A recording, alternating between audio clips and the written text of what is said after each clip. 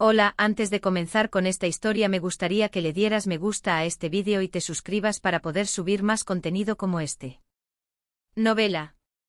Hermana, en esta vida yo soy la reina. Episodio 385, no quiero ni verlo. Cuando Rubina, con su dulzura empalagosa, fue a ver a León III, el rey, con solo escuchar el tono meloso de su voz, supo a qué venía esa mujer. Su Majestad el Rey. León III respondió con indiferencia. Guarda tus encantos. Sé a qué has venido. El rey no estaba de buen humor últimamente. Cada vez que veía la cara de Rubina, una extraña irritación lo invadía. Ay, Su Majestad, ¿cómo sabe a qué he venido? Yo solo quería verlo.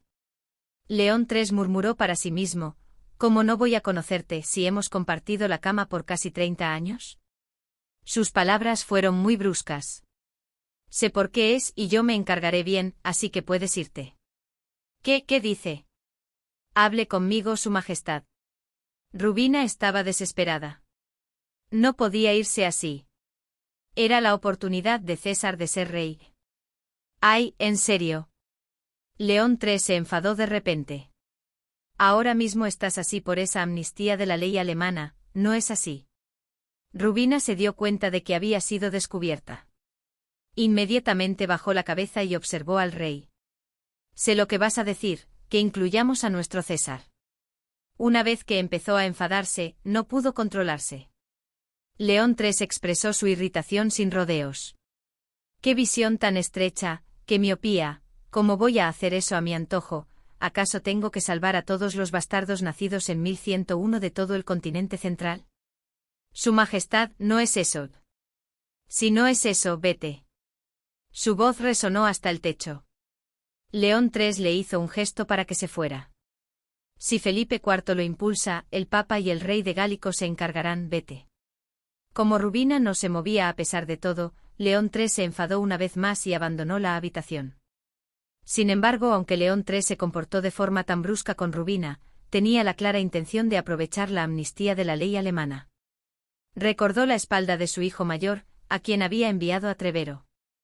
La ciudad autónoma de Unisola, la declaró ciudad libre leal solo al rey.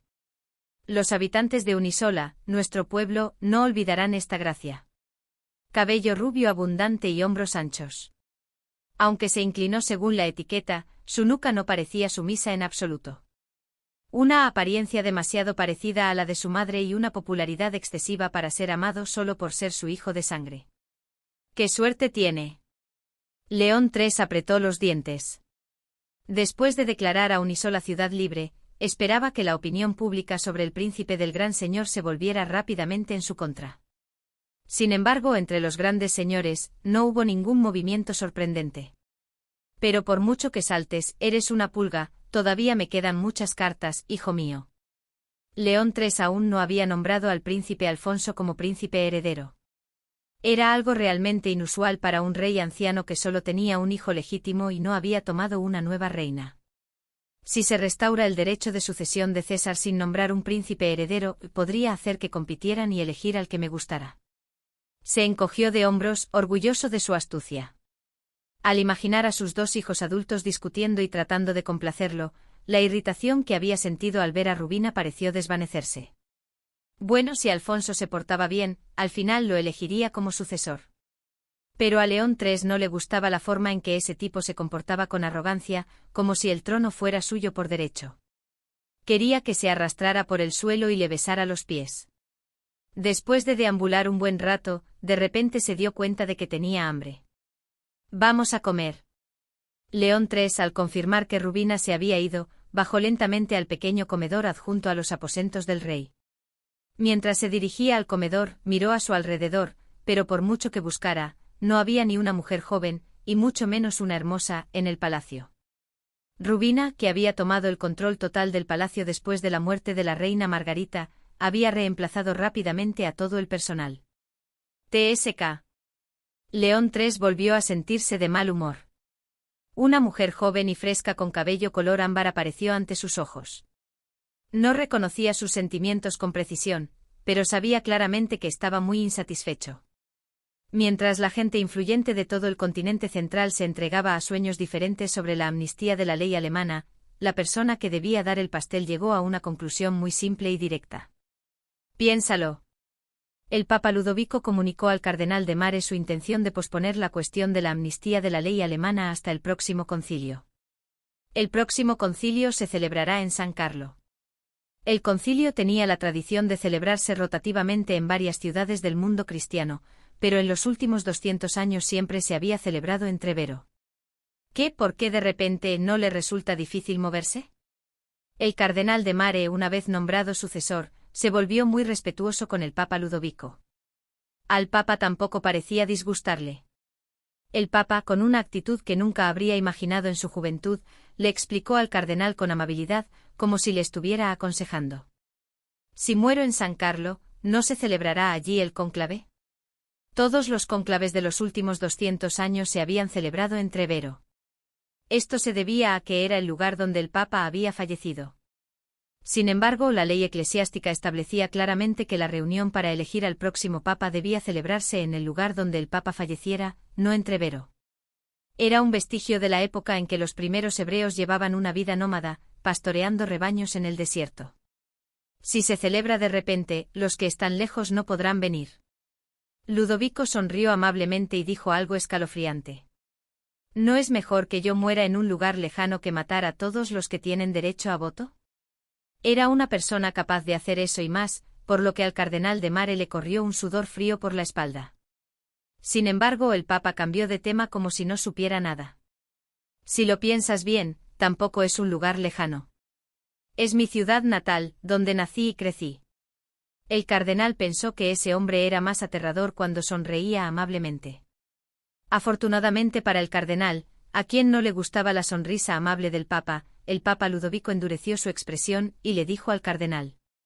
Por mucho que sea el Papa, el próximo Papa se decide finalmente por votación anónima de los cardenales, ¿lo sabes?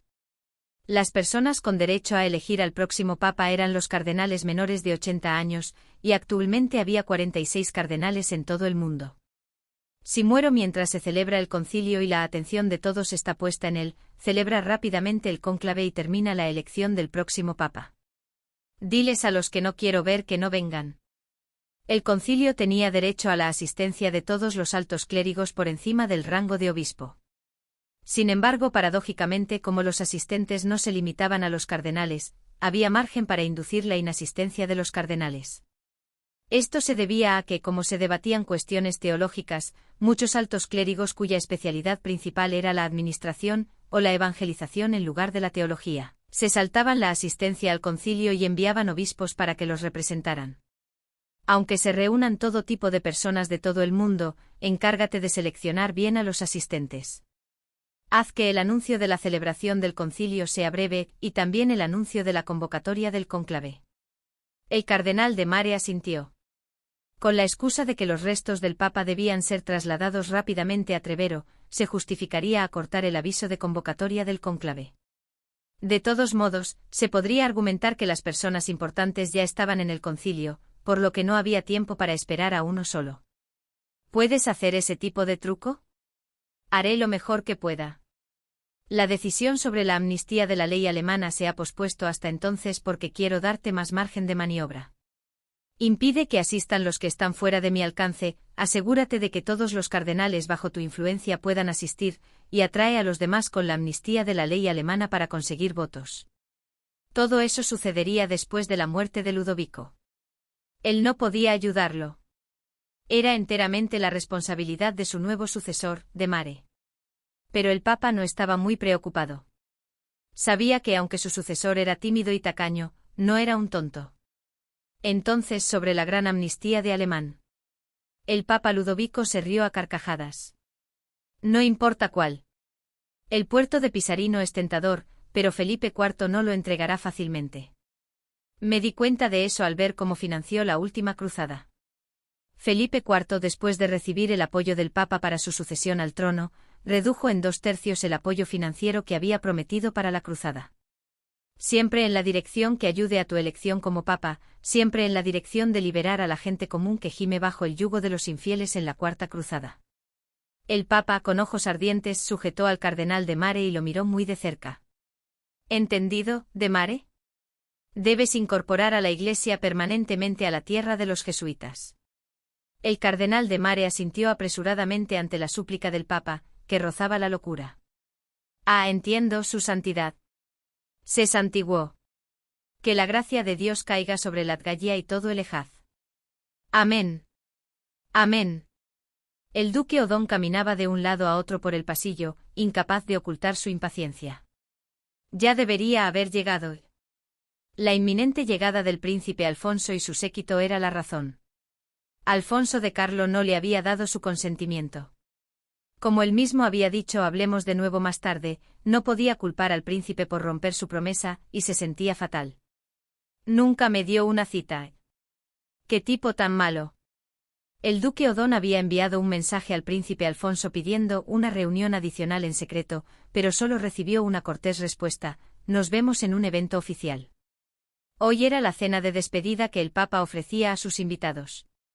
Por eso el duque Odón tenía la intención de retener al príncipe Alfonso hoy para obtener una confirmación. Si hubiera tenido tiempo, habría esperado a que la cena estuviera avanzada y el príncipe estuviera borracho para atraparlo. Pero las circunstancias no lo permitían.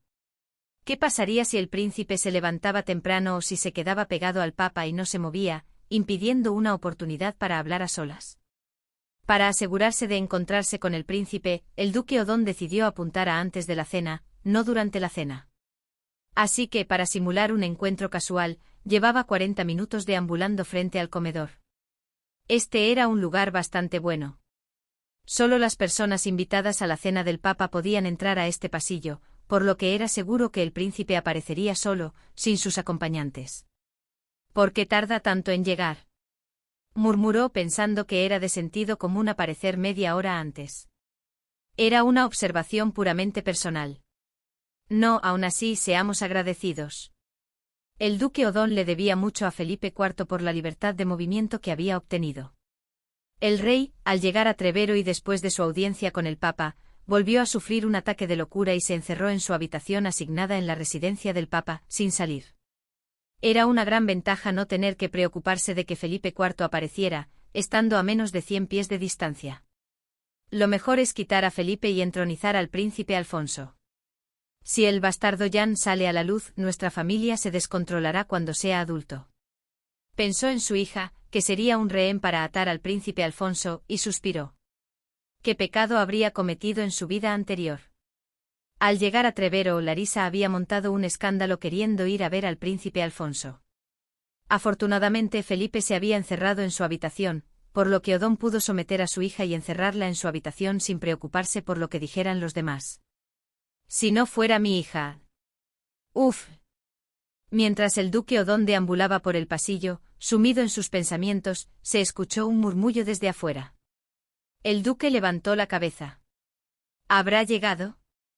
La puerta del pasillo antiguo que conducía al comedor del Papa se abrió de par en par. Después de que la vieja puerta de roble se abriera, apareció el hombre corpulento de cabello rubio descolorido que el duque Odón había estado esperando durante mucho tiempo. Príncipe Alfonso, ¿cuánto tiempo? Pero no estaba solo. Caminaba escoltando a una elegante mujer de cabello oscuro.